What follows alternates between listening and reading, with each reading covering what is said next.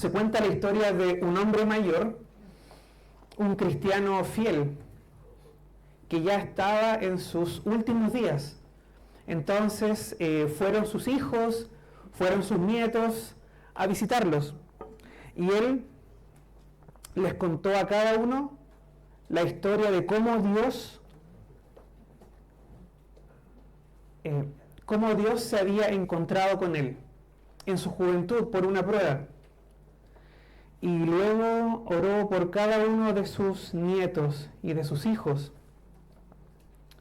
Este hombre no le dejó una fortuna, no era un hombre millonario, pero sí les dejó a su familia una herencia de fe. Años después, uno de los nietos, que ya era adulto, decía lo siguiente: no recuerdo exactamente cuánto me heredó mi abuelo, pero jamás olvidaré cómo oró por mí antes de morir. Hasta el día de hoy siento su mano sobre mi cabeza. Y esta escena es más o menos lo que está ocurriendo acá en Génesis capítulo 48. Nos encontramos con un Jacob ya anciano, una persona muy mayor que estaba en sus últimos días, un anciano desde lo físico muy frágil, pero desde lo espiritual muy fuerte, y bendice en este capítulo a los hijos de José. Y esto es lo que vamos a ver hoy día: Jacob bendiciendo a los hijos de José. Pero este capítulo no es solamente una simple escena familiar, sino que Jacob bendice a sus nietos con base en la promesa que Dios le había hecho a su abuelo Abraham, a su padre Isaac y también a él mismo, reconociendo que Dios cumplirá su pacto con Israel, incluyendo una tierra, una descendencia y un propósito de redención. Y me gustaría que entonces abran sus Biblias y vayamos a Génesis capítulo 48.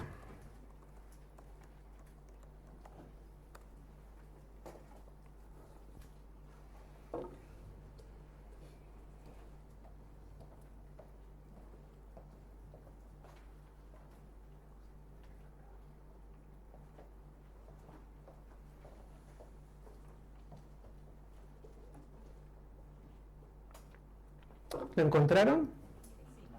Muy bien, vamos a darle lectura. Son 22 versículos, ¿ya? Entonces, Génesis capítulo 48. Sucedió después de estas cosas que dijeron a José: he aquí tu padre está enfermo. Y él tomó consigo a sus dos hijos, Manasés y Efraín, y se le hizo saber a Jacob diciendo: he aquí tu hijo José viene a ti. Entonces se esforzó Israel y se sentó sobre la cama y dijo a José: el Dios omnipotente me apareció en luz en la tierra de Canaán y me bendijo. Y me dijo: he aquí yo te haré crecer y te multiplicaré y te pondré por estirpe de naciones. Y daré esta tierra a tu descendencia después de ti por heredad perpetua. Y ahora tus dos hijos, Efraín y Manasés, que te nacieron en la tierra de Egipto, antes que viniese a ti a la tierra de Egipto, míos son, como Rubén y Simeón serán míos. Y los que después de ellos has engendrado serán tuyos, por el nombre de sus hermanos serán llamados en sus heredades. Porque cuando yo venía de Padán Aram, se me murió Raquel en la tierra de Canaán, en el camino, como media legua de tierra viniendo a Efrata, y la sepulté allí en el camino de Efrata, que es Belén. Y vio Israel a los hijos de José y dijo: ¿quiénes son estos? Y respondió José a su padre: son mis hijos que Dios me ha dado aquí. Y él dijo: acércalos ahora a mí y los bendeciré. Y los ojos de Israel estaban tan agravados por la vejez que no podía ver. Les hizo pues acercarse a él, y él les besó y les abrazó. Y dijo Israel a José: no pensaba yo ver tu rostro, y he aquí Dios me ha hecho ver también a tu descendencia. Entonces José los sacó de entre sus rodillas y se inclinó a tierra. Y los tomó José a ambos, Efraín a su derecha, a la izquierda de Israel, y Manasés a su izquierda, a la derecha de Israel, y los acercó a él. Entonces Israel extendió su mano derecha y la puso sobre la cabeza de Efraín, que era el menor, y su mano izquierda sobre la cabeza de Manasés, colocando así sus manos adrede, aunque Manasés era el primogénito.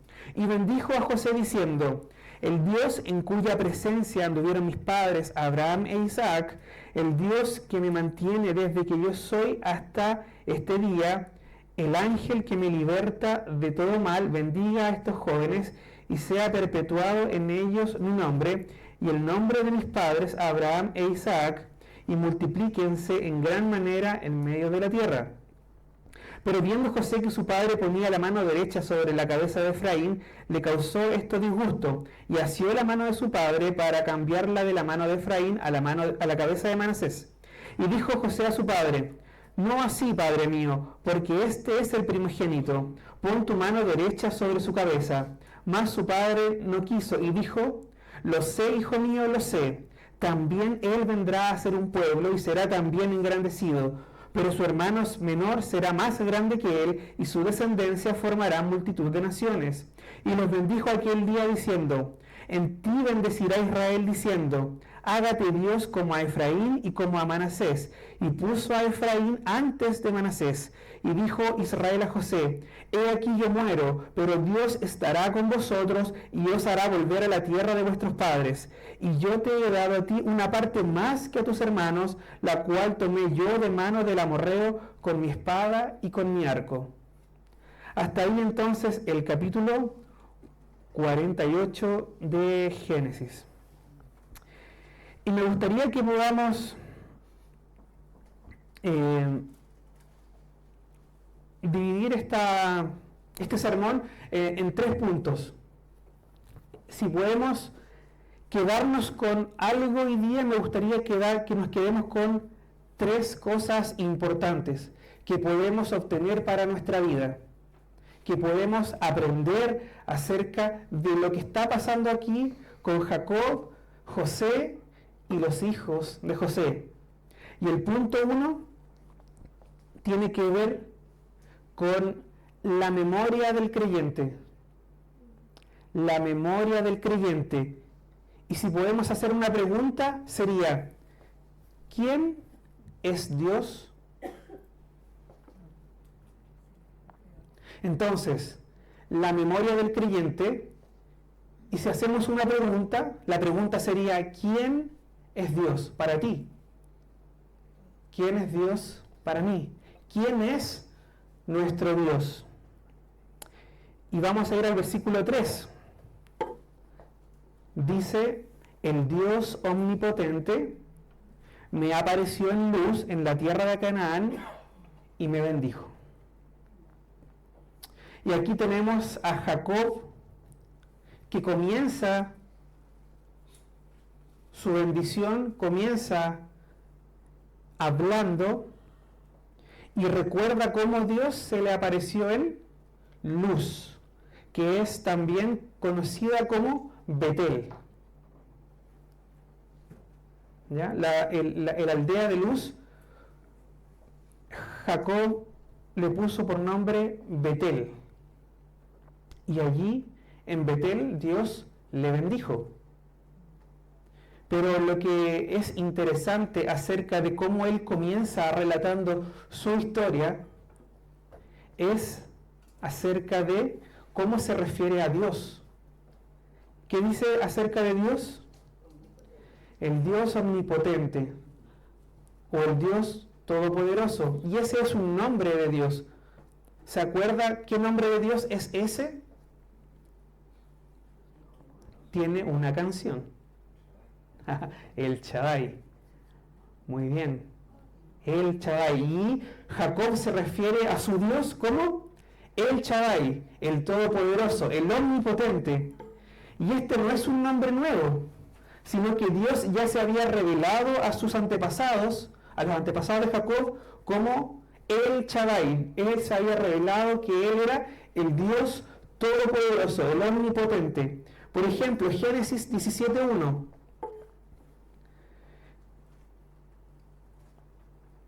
Dios se revela a Abraham y le dice en el capítulo 17, versículo 1, dice, era Abraham de 99 años cuando le apareció Jehová y le dijo, yo soy el Shaddai, yo soy el Dios Todopoderoso, anda delante de mí y sé perfecto.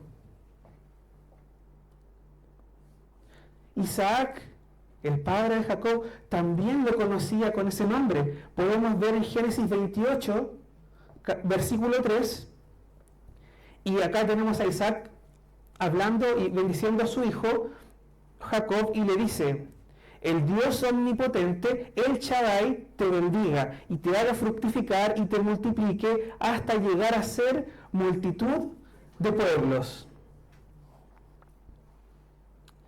Y también Jacob mismo, en Génesis capítulo 35, cuando él está en Betel. Génesis 35, versículo 11, dice así. También le dijo Dios, yo soy el Dios omnipotente, yo soy el Shaddai, crece y multiplícate, una nación y un conjunto de naciones procederán de ti y reyes saldrán de tus lomos. Y aquí tenemos a Jacob entonces comenzando a hablar acerca de su historia y de su legado a su hijo y a sus nietos, pero si se dan cuenta, él no está hablando acerca de una tradición religiosa. Él no está hablando acerca de una costumbre. Nosotros los evangélicos tenemos muchas costumbres, ¿no? Pero él no está hablando de eso. Él está transmitiendo a su hijo y a sus nietos su vivencia personal con Dios. Él está diciendo, el mismo Dios que llamó a mi abuelo, que bendijo a mi padre, fue el que se me apareció, me sostuvo y me bendijo. Jacob, en su lecho de muerte, tampoco repasa sus logros o sus méritos, sino que recuerda la gracia de Dios. Y recuerda cuando Dios se le apareció en Betel. Para que hagamos un contexto, en Génesis 12:8 encontramos que Abraham había edificado un altar en Betel. También en Génesis 28 Jacob tuvo allí un sueño. ¿Se acuerdan cuando vimos Génesis 28? Y él soñó que había una escalera al cielo. Y en la parte de arriba de la escalera estaba el Señor, que le dijo, yo soy el Señor, Dios de tu abuelo Abraham y Dios de tu padre Isaac, la tierra en la que estás acostado te pertenece, te la entrego a ti y a tu descendencia. Eso fue también en Betel. Y años después, Dios lo llamó a ese mismo punto en Betel, a renovar su fe, en Génesis 35, cuando Jacob dice en el versículo 3, vamos a Betel, al Dios que respondió a mis oraciones cuando yo estaba angustiado. Betel era una ciudad importante para la vida de los patriarcas y habían tenido encuentros personales con Dios allí, y tenemos entonces a Jacob recordando y contándole a sus nietos la vivencia que él había tenido personal con Dios. ¿Cuál era la pregunta? ¿Quién es? ¿Quién es Dios? ¿Quién es Dios? Y esa es la pregunta. ¿Quién es Dios para ti?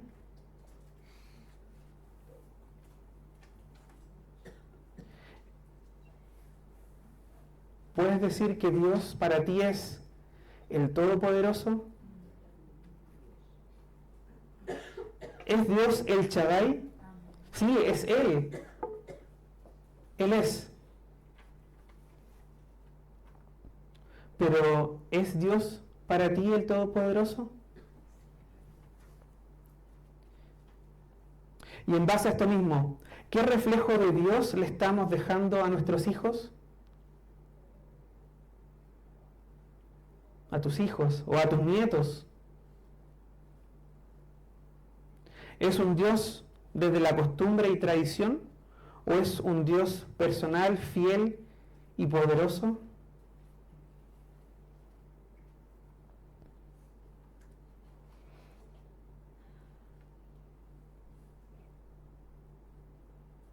Debemos enseñar, debemos decir y hablar a la siguiente generación, a los que no están acá, a los que están allá adelante, ¿cierto? Que Dios es el Shaddai, que Él es el omnipotente, el Dios que cumple promesas, el Dios que sustenta, que guía incluso y a pesar de nuestras fallas. Por lo tanto, el primer punto es la memoria del creyente. Cuando recordamos y miramos atrás, tenemos que hacer un ejercicio de la memoria, pero que en esa memoria Dios sea el Todopoderoso. Y eso nos lleva al segundo punto. El segundo punto es la confianza del creyente. Entonces vimos la memoria del creyente y ahora vamos a ver la confianza del creyente. Y la pregunta es, ¿cómo nos sostiene nuestro Dios? ¿Cómo nos sostiene nuestro Dios?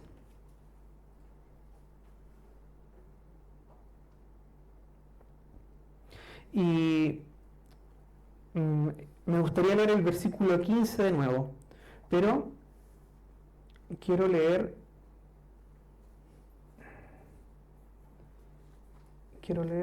acá está.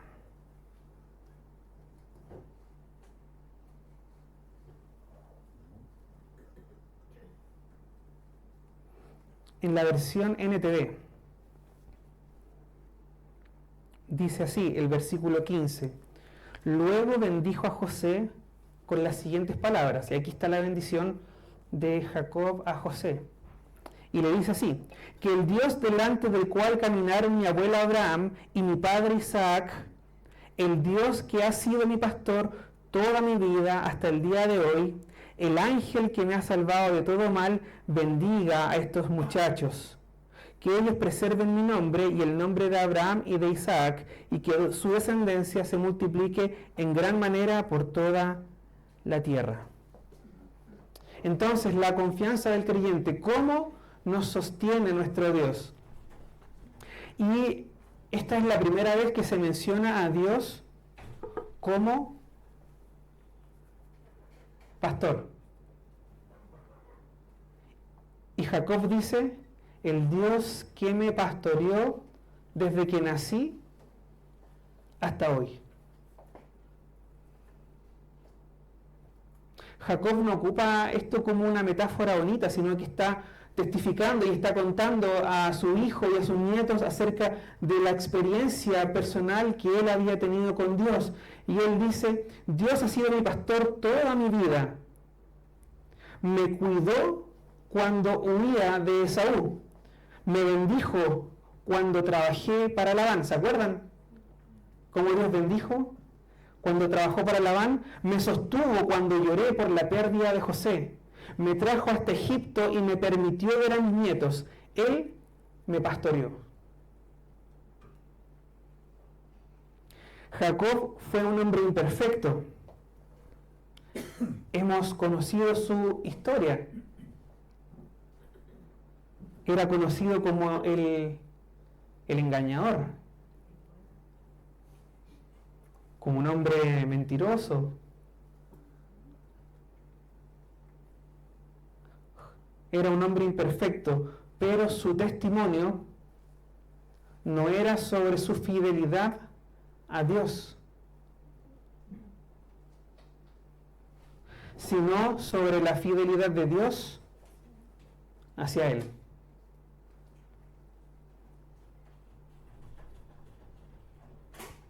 Si algo tenía que decir, no era acerca de cómo él había sido fiel a Dios. Todo lo contrario, sino de cómo Dios había sido fiel con él. Jacob dice, el Dios que me pastoreó desde que nací. Y este ejemplo acerca del pastoreo después nos queda, ¿cierto?, en la Biblia acerca de Dios. Conocido, ¿no? El Salmo 23. Jehová es mi pastor, nada me... La NTV dice, el Señor es mi pastor, tengo todo lo que necesito. No significa que tengo todo lo que quiero, sino que esta es la expresión. Debido a que Él es quien me pastorea, entonces tengo todo lo que necesito.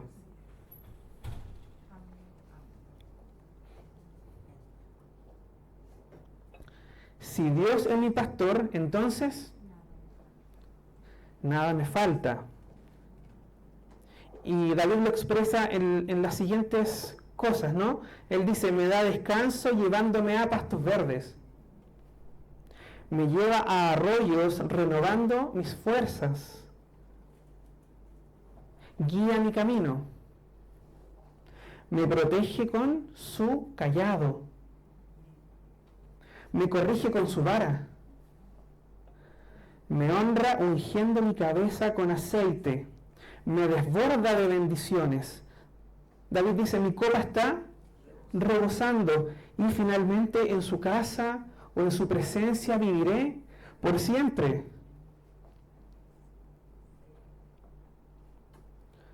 Porque Jehová mi pastor, entonces tengo todo lo que necesito. Y es también lo que decía Jacob, ¿no? En Isaías 40:11. Isaías 40:11. También se nos habla acerca de Dios. Isaías dice, alimentará su rebaño como un pastor. Llevará en sus brazos los corderos y los mantendrá cerca de su corazón. Guiará con delicadeza a las ovejas con crías. Reina Valera dice, ¿cierto? A las ovejas recién paridas. Guiará con delicadeza. Él será el pastor y los mantendrá cerca de su corazón.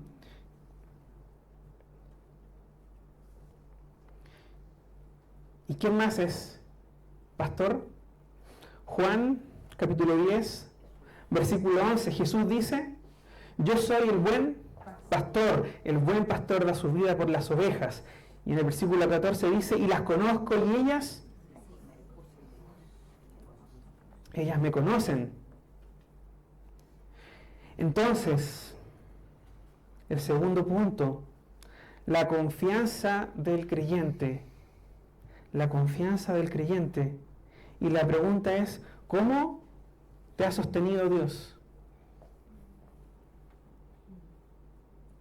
Cuando repasas tu historia, ¿puedes ver a Dios sosteniéndote? ¿Puedes ver cómo Él te ha protegido? ¿Cómo Él te ha cuidado, te ha corregido? ¿Cómo Él nos ha dado descanso? ¿Cómo Él nos ha renovado las fuerzas? Porque Él es quien sabe dónde llevarnos, porque Él es el pastor. Muchas veces nosotros queremos ir a donde nosotros pensamos que podemos tener fuerzas renovadas. Muchas veces nosotros pensamos saber dónde está el descanso.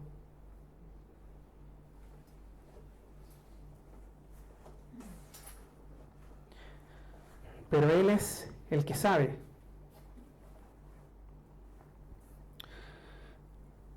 No importa cuán rota haya sido tu historia o cuántos fracasos piensas que tu vida pueda tener hacia atrás.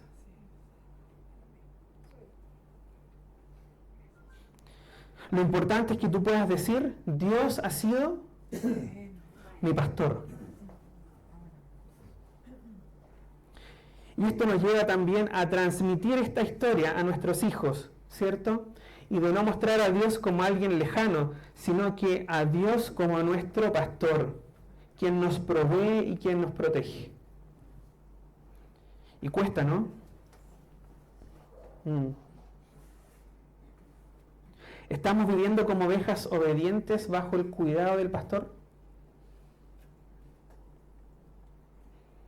Entonces, el primer punto era la memoria del creyente. Y la pregunta era, ¿quién es Dios? ¿Quién es Dios para ti? Y el segundo punto, la confianza del creyente. Y la pregunta es, ¿se acuerda de leer la pregunta? ¿Cómo Dios te ha sostenido?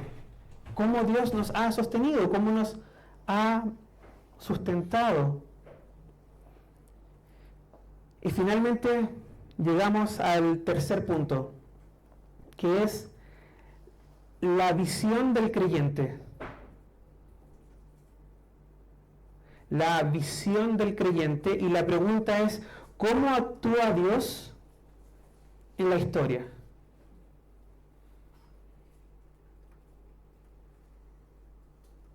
¿Cómo Dios ha actuado en tu historia?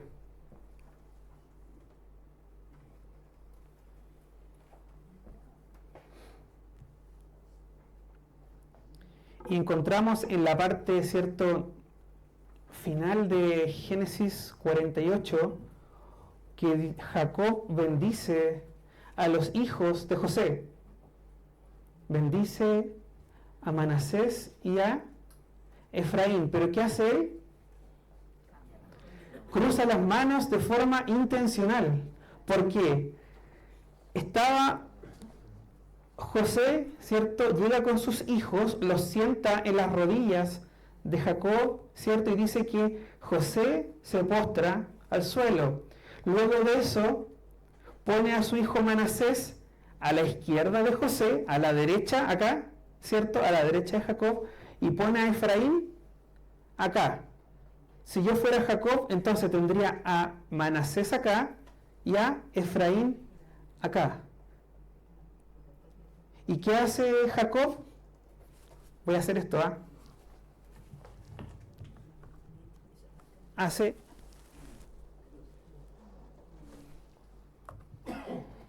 y cruza las manos.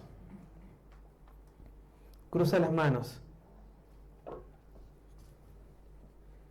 Y haciendo esto, ¿qué hace él? Él le da la bendición principal al menor. Coloca su mano derecha, su diestra, sobre la cabeza de Efraín. Obviamente contrariando la costumbre. Porque la costumbre era que la bendición mayor se la lleve el hijo primogénito, el hijo mayor. Y José se incomoda un poco con esta situación. ¿Pero qué responde Jacob? Lo sé, hijo mío, lo sé. Y aquí vemos a Jacob actuando bajo dirección divina, porque este acto tiene consecuencias históricas. Primero hay una adopción y una bendición especial sobre los hijos de José. Jacob adopta como hijos suyos a Efraín y a Manasés, ¿cierto? Los adopta como hijos propios, dándoles herencia dentro de las tribus. Y dice, como Rubén y Simeón. ¿Quién era Rubén y Simeón? Eran hijos de Jacob, ¿cierto? Pero ¿qué importancia tenían ellos? Rubén era el hijo mayor. Y Simeón era el segundo. Y Jacob dice, yo los adopto como Rubén y Simeón. Yo los adopto como si fuera el primero y el segundo hijo mío.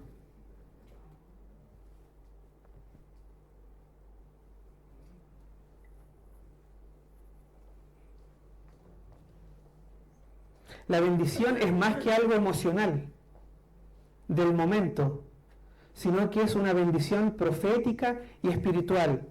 En el versículo 16 dice, el ángel que me liberta de todo mal, bendiga a estos jóvenes.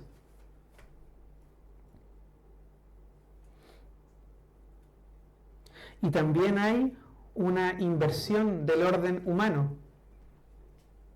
de la lógica humana, que es el menor por sobre él, por sobre el mayor. Y esto es algo que ya hemos visto muchas veces en el Génesis. En este último año no es la primera vez que pasa. A pesar de que José acomoda a sus hijos para que Manasés reciba la primacía, Jacob cruza sus manos para poner entonces su diestra sobre Efraín. Y esto sigue un patrón divino, como lo hemos visto hasta el momento. ¿Se acuerdan? El primero, Abel sobre Caín. Isaac sobre Ismael. Y también tenemos a Jacob sobre Esaú. Y ahora tenemos a Efraín sobre Manasés. Y esta es la declaración de Dios. Dios elige a quien Él quiere. No según nuestra lógica humana, sino que por su soberana gracia.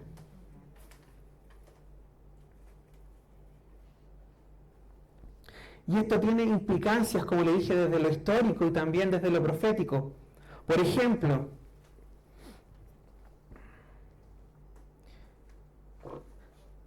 ¿conocen a alguien que sea descendiente de la tribu de Efraín?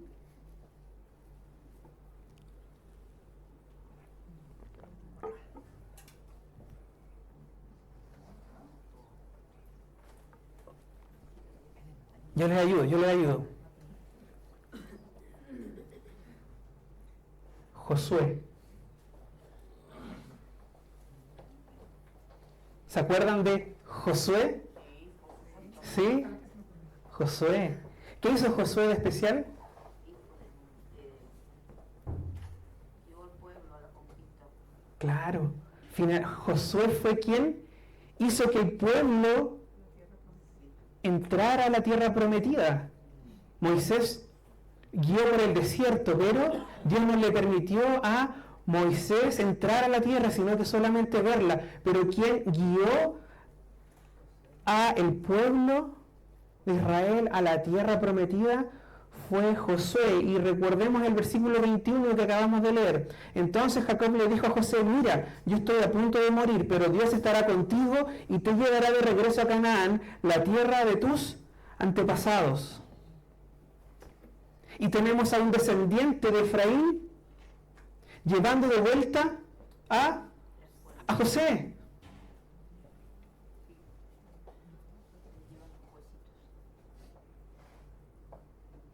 Miren, leamos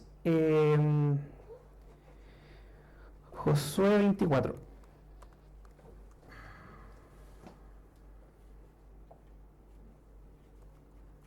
Vamos a Josué 24.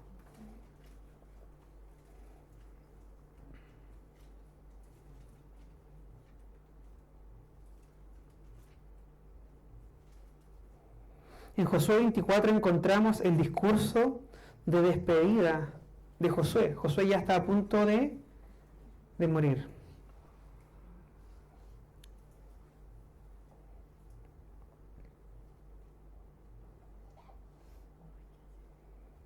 Cuando el pueblo salió de Egipto,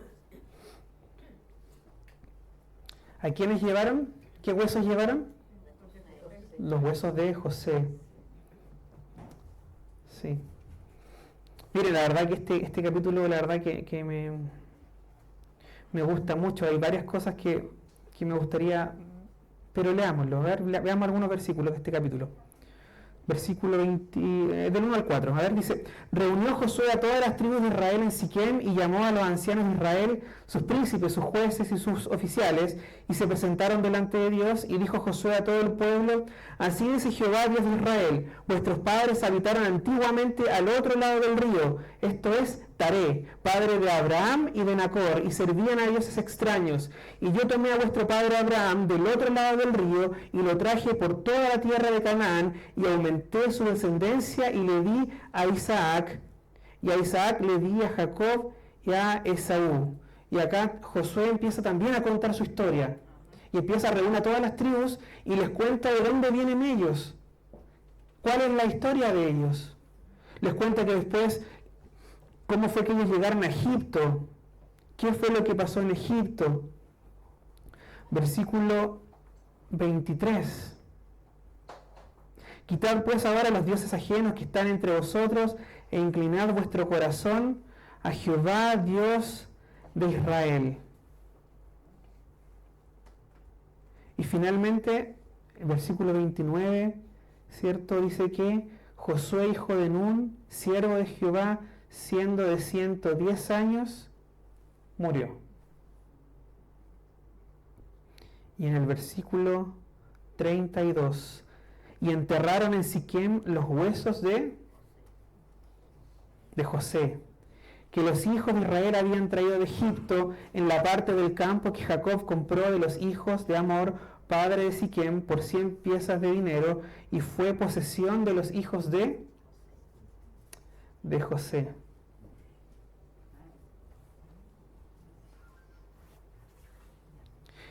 Jacob le dice a José: mira, yo estoy a punto de morir, pero Dios estará contigo y te llevará de regreso a Canaán, la tierra de tus antepasados. ¿Cumple Dios? Y lo cumple a través de un descendiente de José. Jacob le entrega a José una porción especial, una porción extra en la bendición. ¿Cierto? ¿Por qué le da una porción extra de la heredad?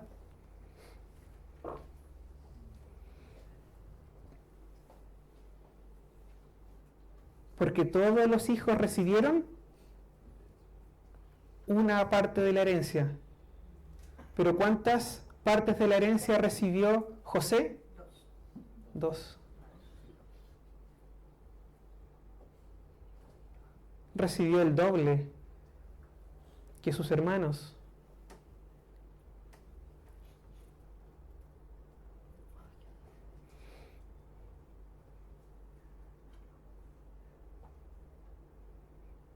En el versículo 22 dice: y además de lo que les he dado a tus hermanos, te doy a ti una porción adicional de la tierra que tomé de los amorreos con mi espada y con mi arco.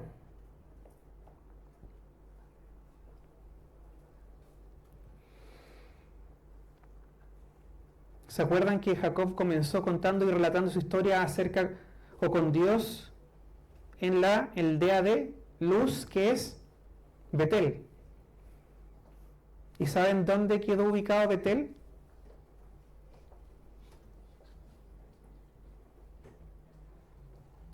En la tierra, cuando se repartió la tierra, Betel quedó ubicada en la tierra de la tribu de Efraín.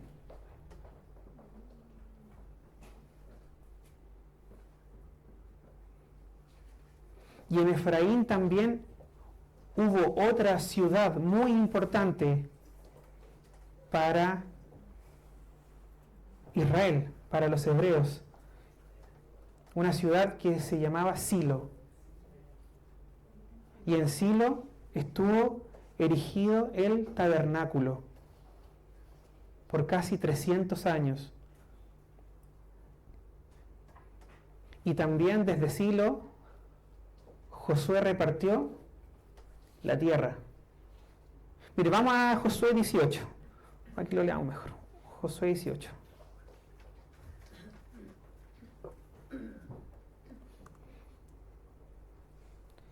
desde el 8 al 10, dice: levantándose pues aquellos varones fueron, y mandó Josué a los que iban para delinear la tierra, diciéndoles: id, recorred la tierra y delineadla, y volved a mí para que yo os eche suertes aquí delante de Jehová en Silo. Fueron pues aquellos varones y recorrieron la tierra, delineándola por ciudades en 7 partes en un libro, y volvieron a Josué al campamento en Silo. Y Josué les echó suertes delante de Jehová en Silo, y allí repartió Josué la tierra a los hijos de Israel por sus porciones.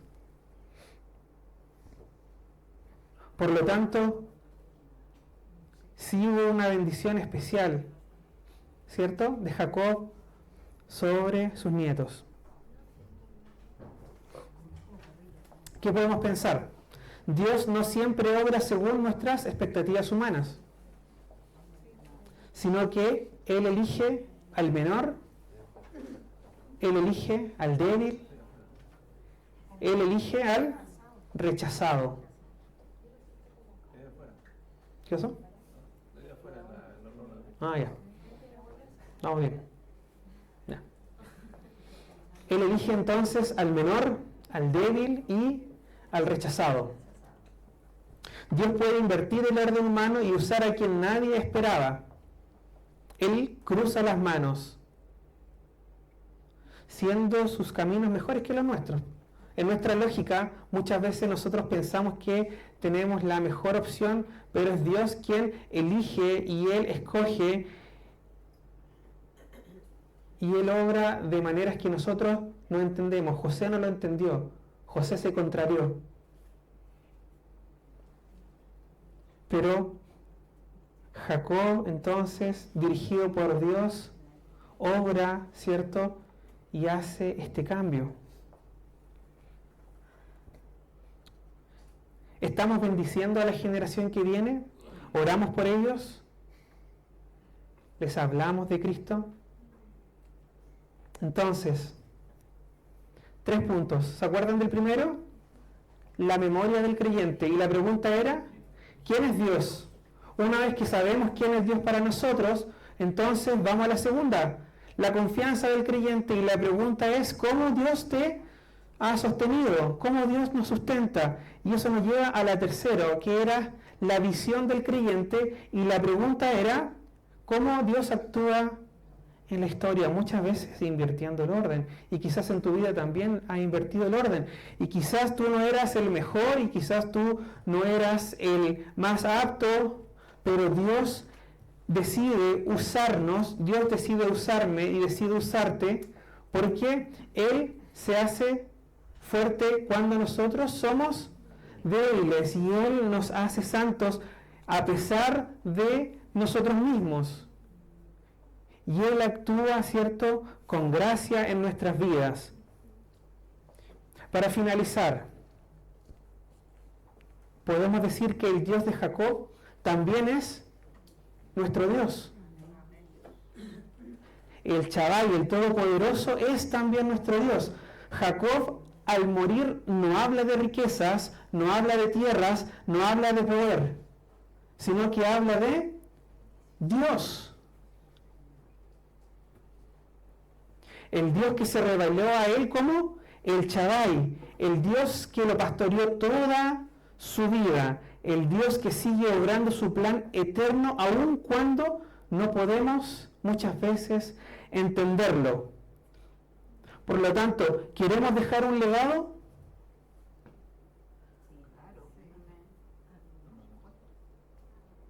Dejemos entonces una historia de fe, de confianza en el pastor y de bendición sobre la generación que viene, sobre nuestros hijos, sobre los nietos. Jacob muere, pero muere bendiciendo. Sus últimas palabras no son de miedo, sino que de gratitud. Su último acto no es aferrarse a lo material, sino que extender fe a la siguiente generación. ¿Cuál será tu último legado?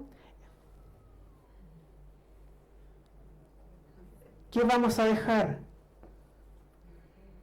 ¿Vamos a dejar una casa solamente? ¿Vamos a dejar una cuenta en un banco?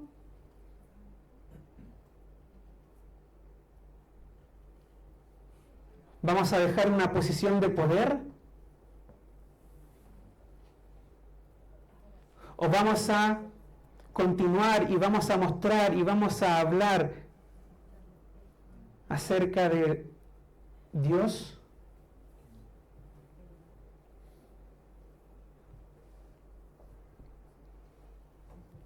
Un llamado final a los que somos padres, a los abuelos. No esperes morir para bendecir, sino que tenemos la oportunidad para orar, para hablar, modelar, y que nuestro legado sea también, y más importante, un legado espiritual. A los que estamos cansados, recordar que Dios nos ha pastoreado hasta el día de hoy. Y Él no nos abandonará. Y también a los que sienten que no son el mayor o no son los más dignos, Dios puede bendecirte, así como Jacob bendijo a Efraín. Por lo tanto, y recordando la pregunta inicial, ¿se acuerdan? Cuando miramos hacia atrás, cuando vemos nuestra vida en retrospectiva, ¿qué podemos destacar de nuestra vida? Y quizás ustedes ahí en el grupo conversaron, ¿cierto? Muchas cosas para poder destacar, y yo les dije, probablemente no hay una respuesta que sea mala, pero sí podemos ordenar nuestras prioridades y sí podemos entonces, a la luz de la palabra, poder destacar lo que hay que destacar. Cuando miramos hacia atrás, ¿qué puedes destacar? Hermanos, y la respuesta es que al repasar nuestra historia podamos contar acerca de la fidelidad de Dios, incluso y a pesar de nosotros. ¿Amén? Muy bien, les invito entonces que podamos cerrar nuestros ojos y podamos orar. Señor, muchas gracias por tu palabra, muchas gracias porque esta mañana nos hablas a través de la historia de este hombre. La historia de un hombre imperfecto, la historia de un hombre que no fue bien conocido en su juventud, pero que tú a través de su historia interviniste y te convertiste en él como un Dios personal, como un Dios con todo el poder.